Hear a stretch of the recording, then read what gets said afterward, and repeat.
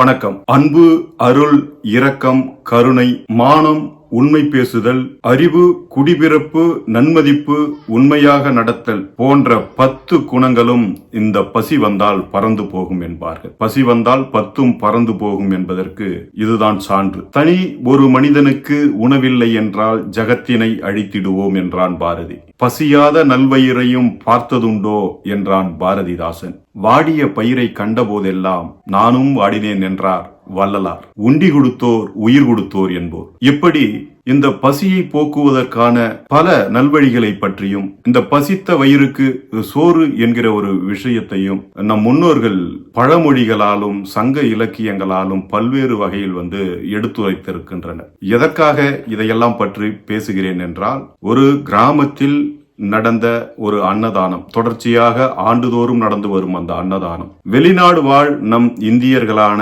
குறிப்பாக தமிழர்களான பலரும் உதவி செய்து, தம்பி முருகேசன் அவர் சென்னையில டிராவல்ஸ் பிசினஸ் பண்ணிட்டு இருக்கிறார். அவருக்கு வாடிக்கையாளராக வந்த சில வெளிநாடு வாழ் இந்தியர்களும், குறிப்பா நம்ம தமிழர்களும், அங்கு ஏதோ போனோம், வெளிநாட்டில் வாழ்ந்தோம் என்று இல்லாமல் அவர்களால் முடிந்த சில உதவிகளை செய்து வருகிறார்கள். அதன் ஒரு பகுதியாகத்தான் இந்த கள்ளக்குறிச்சி மாவட்டம் உளுந்தூர்பேட்டை பக்கத்தில் உள்ள மதியனூர் கிராமத்தில் ஆண்டுதோறும் நடைபெறும் அன்னதானம். இதை பற்றி தான் இந்த நிகழ்வில் பார்க்க போகிறோம். இது சவுத் வாய்ஸ். நான் உங்கள் கவிராஜா. வாங்க நம்ம பதிவுக்குள்ள போலாம்.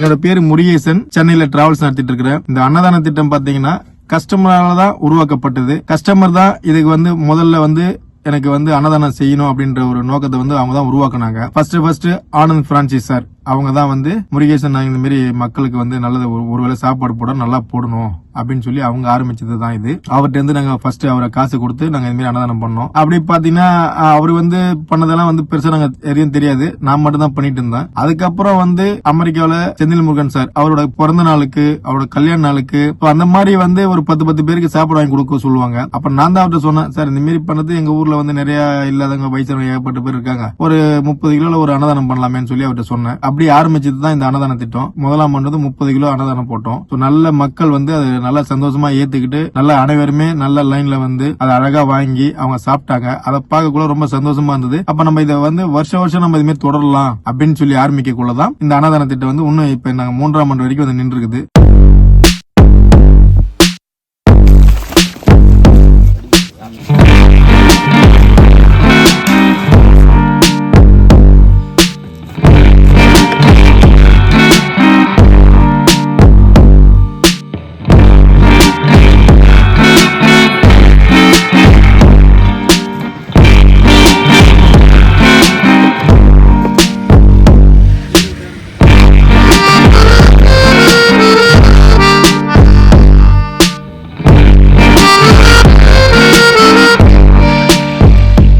என் பேர் தங்கராசுங்க.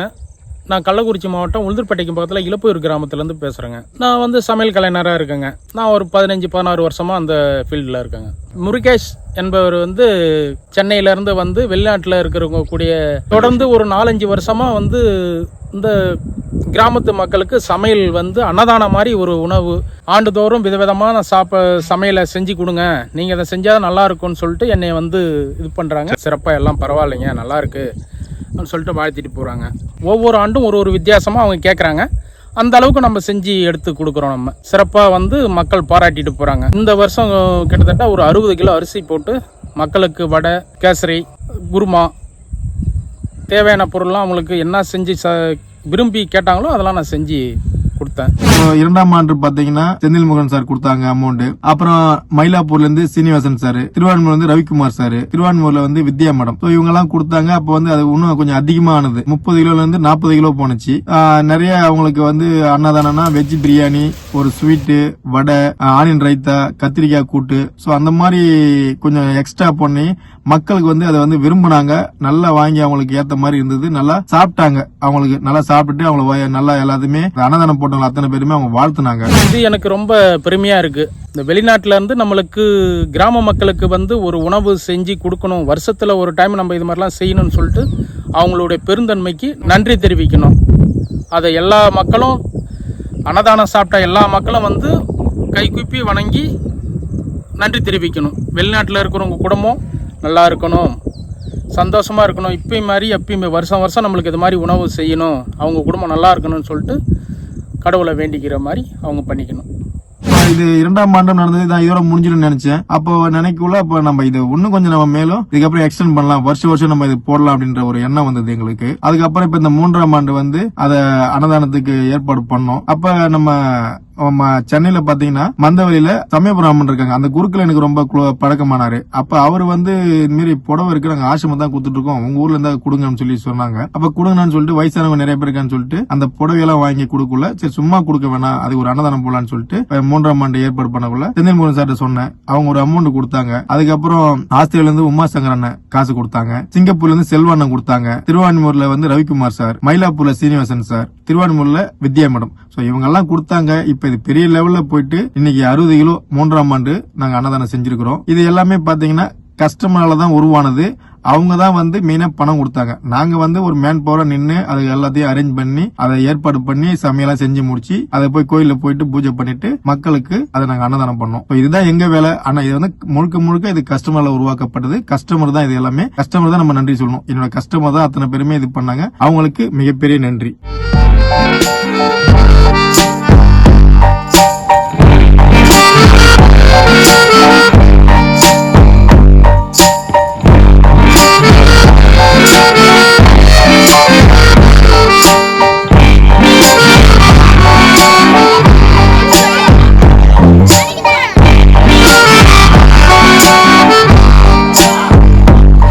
அன்னதானத்துக்கு பாத்தீங்கன்னா ஊர் பொதுமக்கள் வந்து அவ்வளோ ஆர்வமா வந்து கலந்துக்கிட்டு எங்களுக்கு நிறைய உதவி பண்றாங்க. காய்கறி வெட்டத்திலிருந்து தண்ணி பிடிக்கிறதுல இருந்து எல்லாமே பொதுமக்கள் வந்து அவ்வளோ பேருமே வந்து ஹெல்ப் பண்றாங்க.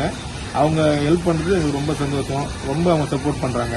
என்னோட டீம், இந்த அன்னதானத்துக்கு என்னோட டீம் இருக்காங்க. இவங்க வந்து மெயினா என்னோட டீமுங்க. எல்லாமே இவங்கள்ட்ட கலந்து கேட்டுட்டு தான் நம்ம எல்லாமே முடிவு பண்ணுவோம். எங்க போய் வாங்கணும், எந்த கடையில வாங்கணும், காய்கறில இருந்து மளிகை ஜாமான், அரிசி மூட்டை எல்லாமே இவங்க தான் என்னோட டீம். இவங்க வந்து ஒவ்வொரு ஆண்டு அன்னதானத்துக்கும் எங்க கூட இருப்பாங்க.